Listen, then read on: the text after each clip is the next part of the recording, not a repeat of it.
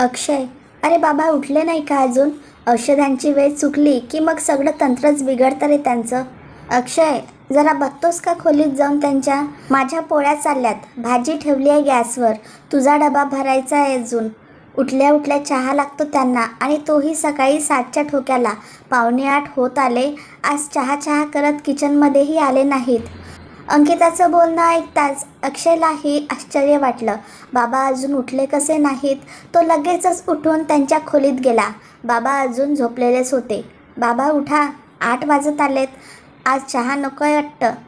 काही प्रतिसाद नाही म्हणून अक्षय त्यांना हलवून उठवू लागला, तर प्रतिसाद न देणारं बाबांचं थंडगार पडलेलं शरीर बघताच तो जोरात ओरडलाच.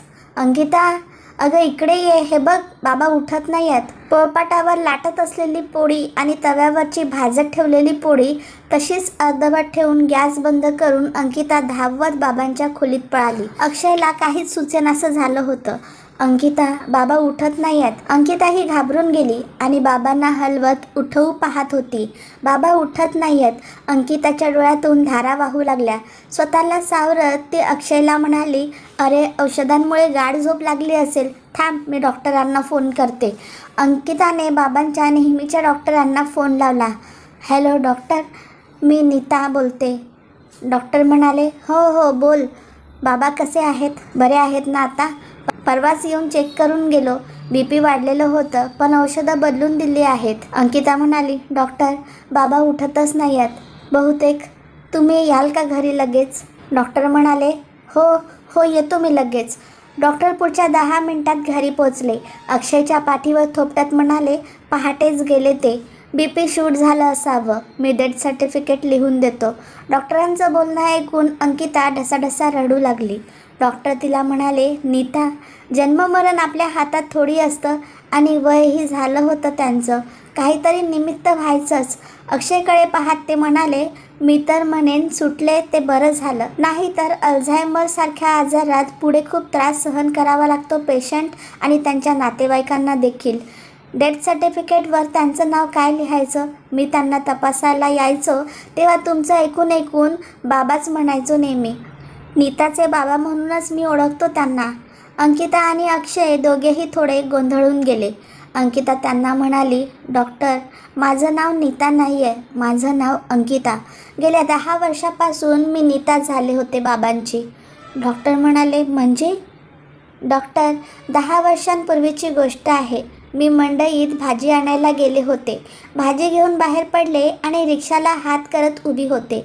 तितक्यात नीता म्हणून मागून हाक आली आणि एक आजोबा माझ्याजवळ येऊन माझा हात धरून म्हणायला लागले, नीता, अगं मला घर सापडत नाही आहे आपलं. केव्हाचा मी इथे थांबलोय पण कुठे जायचं कळतच नाही आहे. बरं झालं तू आलीस, चल घरी जाऊ.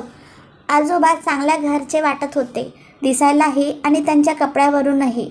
माझा हात धरून म्हणायला लागले, नीता चल लवकर, मला खूप भूक लागली आहे कधीची. मला काय करावं काहीच सुचत नव्हते. आजोबांचं केविलवाणं बोलणं ऐकून वाटलं घरी घेऊन जावं, यांना काहीतरी खायला द्यावं आणि सावकाश त्यांना त्यांच्या घराचा पत्ता विचारून घरी सोडून यावं. रिक्षा पकडून आम्ही दोघंही घरी आलो. पोहोचताच आजोबा ओरडायला लागले, नीता आमटी भात वाढ ग लवकर, खूप भूक लागली आहे. घाईने त्यांना जेवायला वाढलं. बऱ्याच दिवसांचे उपाशी असल्यासारखे ते जेवत होते. पोटभर जेवून झाल्यावर त्यांना विचारलं, आजोबा कुठे राहता तुम्ही? आठवतंय का? मी सोडते तुम्हाला तुमच्या घरी. त्यावर त्यांचं उत्तर, नीता हेच तर घर आहे ना आपलं? मला तर काहीच सुचत नव्हतं. आजोबा जेवण झाल्यावर बाहेर सोफ्यावर झोपून गेले. संध्याकाळी अक्षय घरी आला तेव्हा त्याला हा प्रकार सांगितला. तेव्हा तो म्हणाला, आपण शोध घेऊ त्यांच्या घराचा पत्ता आणि नातेवाईकांचा. बातम्यांमध्ये पेपरमध्ये कोणती मिसिंग कंप्लेंट आहे का? 2-3 दिवस चेक करत होतो. पोलीस चौकीत कळवलं. पोलिसांचं म्हणणं पडलं काही शोध लागला तर कळवू, तोपर्यंत तुमच्याकडे राहू दे त्यांना. तुम्हाला अडचण वाटत असेल तर त्यांची सोय सरकारी वृद्धाश्रमात किंवा दवाखान्यात करू. 2 दिवस नीता नीता म्हणत माझ्या मागे मागे करत होते अगदी. नीता आज भेंडीची भाजी कर, लसणाची फोडणी देऊन कढी कर अशा फरमाईशी करत होते. त्यांच्याकडे पाहून मला खूप वाईट वाटत होतं, भरून येत होतं. पण आजोबांचं ते आपुलकीचं हक्काचं बोलणं आवडायलाही लागलं होतं.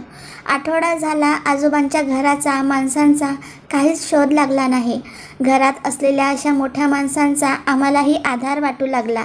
त्यांचं करावं लागत होतं, त्यात आनंदच वाटू लागला. त्यांची काही मदत हो न हो, पण त्यांचं अस्तित्व आमचा आधार बनू पाहत होतं. मी आणि अक्षयने निर्णय घेतला, आजोबांना आपण इथेच ठेवून घेऊ. पोलिसांना तशी कल्पना देऊन ठेवली होतीच. तेव्हापासून ते आमचे बाबा झाले. आज 10 वर्ष झाली त्या गोष्टीला. माझं दुसऱ्यांदा नामकरण झालं, नीता.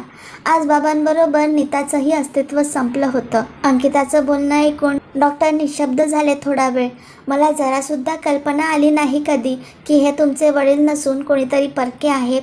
खरं तर अल्झायमर हा आजार फार गंभीर आहे आणि आजकाल बऱ्याच वृद्धांना याने ग्रासलं जात आहे. ही फार मोठी समस्या होत चालली आहे. आजकाल पोटच्या मुलांना धडधाकट आईवडील नको झालेत. पैसे, प्रॉपर्टी गिळंकृत करून म्हाताऱ्या आईवडिलांची जबाबदारी टाळली जाते. दिवसेंदिवस वृद्धाश्रम वाढत चालले आहेत. पण अशीही माणसे आहेत जगात, याचं आश्चर्य वाटतं मला. अश्रू अनावर झालेल्या अंकिता आणि अक्षयच्या पाठीवर हात फिरवून डेथ सर्टिफिकेट देऊन डॉक्टरही पाणावलेल्या डोळ्यांनी तेथून बाहेर पडले. धन्यवाद. मित्र आणि मैत्रिणींनो, तुम्हाला जर आजची कथा आवडली असेल तर प्लीज व्हिडिओला लाईक करा, शेअर करा, कमेंट करा आणि सर्वात महत्त्वाचं म्हणजे तुम्ही जर चॅनलवर पहिल्यांदा आला असाल तर चॅनलला सबस्क्राईब करायला विसरू नका. धन्यवाद.